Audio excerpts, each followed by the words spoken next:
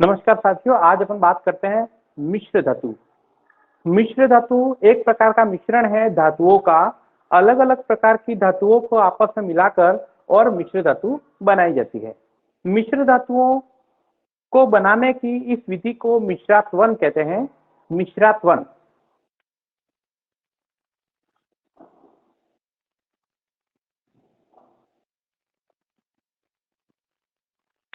ये मिश्र धातुएं कौन कौन सी हैं और इनको बनाने के लिए किन किन धातुओं का उपयोग किया जाता है, उसके बारे में एक प्रश्न कम से कम लगभग हर कंपटीशन में आ ही जाता है। तो इनके बारे में आज अपन चर्चा करते हैं। दो या दो से अधिक धातुओं के मिश्रण को मिश्र धातु कहा जाता है। यहाँ एक बात कंसेप्ट समझने की यह है कि इनको यौगिक नहीं कहा जाता। इनको यौगिक इसलिए नहीं कहा जाता क्योंकि उनको मिलाने की मात्रा कोई निश्चित नहीं होती और इससे कोई रासायनिक अभिक्रिया करके नहीं बनाया जाता, केवल उनको आपस में पिघलाकर और मिक्स करके बनाया जाता है, जिससे कुछ गुणों में वृद्धि हो जाती है और वो हमारे उपयोग में काम में आ जाते हैं। जैसे सबसे पहले बात करते हैं पीतल। पीतल कहते हैं और यह Cu प्लस Zn मतलब कॉपर और जिंक से मिलकर बना होता है। दूसरा है कांसा, जिसको कहते हैं ब्रॉन्ज। हम कहते हैं गोल्ड मेडल, सिल्वर मेडल, और तीसरा होता है ब्रॉन्ज मेडल। ब्रॉन्ज को हिंदी में कांसा कहते हैं और यह जो ब्रॉन्ज होता है वो कॉपर और एसएन का मतलब होता है टीन, तांबा और टीन से मिलकर बना होता है। तीसरा है जर्मन सिल्वर। यह सिल्वर जैसा दिखता है लेकिन वास्तव में ओरिजिनल सिल्वर या चांदी नहीं होता। जर्मन सिल्वर बनाने के लिए कॉपर यानी तांबा, जिंक यानी Zn और Na मतलब निकल, Cu प्लस Zn प्लस निकल से मिलकर जर्मन सिल्वर बना होता है। अगला है कृत्रिम सोना। कृत्रिम सोना को रोल्ड गोल्ड के नाम से ये प्रश्न आया हुआ है कि रोल्ड गोल्ड किससे बनता है। तो कृत्रिम सोना या रोल्ड गोल्ड बनाने के लिए कॉपर के साथ एल्यूमिनियम मिलाया जाता है। कॉपर और एल्यूमिनियम को मिलाने से सोने जैसी दिखने वाली कोई धातु बनती है। इसको अपन कृत्रिम सोना या रोल्ड गोल्ड भी कहते हैं। अगला है स्टेनलेस स्टील। घरों में जो स्टील के बर्तन होते हैं वास्तव में वो स्टेनलेस स्टील ही होता है। इसको बनाने के लिए क्रोमियम के साथ निकिल को मिलाया जाता है। Cr यानी क्रोमियम, Na का मतलब निकल, इससे मिलकर स्टेनलेस स्टील बना होता है।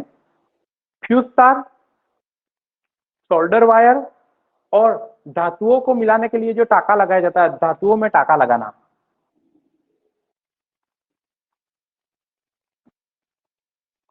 धातुओं में टाका लगाने के लिए उनके ज्वाइनिंग के लिए अपन जिस धातु का उपयोग करते हैं उसको बनाने के लिए Sn और Pb का उपयोग किया जाता है। Sn का मतलब टीन और Pb का मतलब शीशा।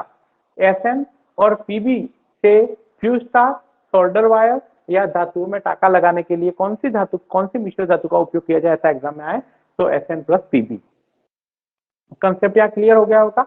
एक दो और है, गन पाउडर। गन पाउडर का मतलब बंदूक में या बारूद के रूप में जो भरा जाता है वो गन पाउडर कहलाता है। उसको बनाने के लिए सल्फर, चारकोल और नाइटर का उपयोग किया जाता है। सल्फर, चारकोल और नाइटर को मिक्स करके और गन पाउडर बनाया जाता है। पेंडुलम वाली घड़ी में जो पेंडुलम होता है, घड़ी का या पेंडुलम बनाने के लिए एक विशेष प्रकार की पदार्थ का उपयोग किया जाता है, उसको कहते हैं इनवार। ये थोड़ा सा ध्यान रखना है। इसके अलावा एक और शब्द है अमलगम। ये अमलगम क्या है वो समझे। जब मिश्र धातु बनाने के लिए पारे का उपयोग किया जाता है, मतलब अन्य धातुओं के साथ अगर पारा मिलाया जाता है तो पारे से बनी हुई मिश्र धातु को अपन अमलगम कहते हैं। मतलब ऐसी मिश्र धातु जिसके अंदर पारा मिला हुआ है, तो इस प्रकार बनी हुई मिश्र धातुओं को अमलगम कहते हैं। तो इसको अपन ऐसे लिख सकते हैं,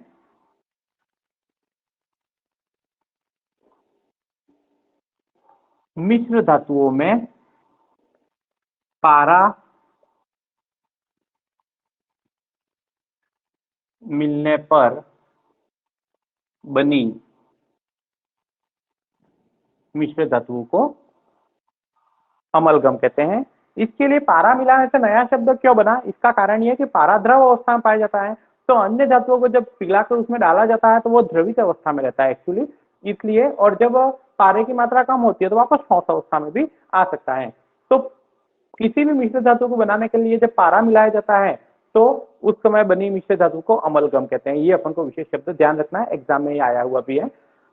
यहाँ पर इसके साथ एक और चीज ध्यान रखना है कि पारा कभी भी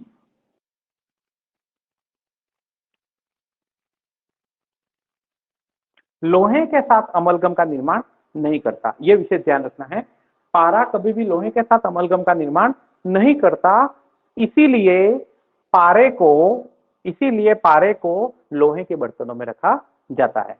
कई बार प्रश्न आता है कि पारे को कहाँ रखना चाहिए या पारे को किस पात्र में रखना चाहिए। तो पारे को हमेशा लोहे के पात्र में रखना चाहिए। क्यों रखना चाहिए? क्योंकि पारा लोहे के साथ कभी भी मिश्र धातु या अमलगम का निर्माण नहीं करता, इसलिए पारे को हमेशा लोहे के पात्रों में रखना चाहिए। यह बिल्कुल छोटा टॉपिक था, लेकिन इसके बारे में एक प्रश्न जरूर आता है, आप इसका स्क्रीनशॉट जरूर ले लें और आपको वीडियो कैसा लगा कमेंट बॉक्स में जरूर लिखें और हमारे इस चैनल को अधिक से अधिक वायरल करें ताकि कि हर जरूरतमंद व्यक्ति उसका फायदा ले सके और कंपटीशन की तैयारी कर रहे सभी साथियों को इसका अधिक से अधिक लाभ मिले। धन्यवाद।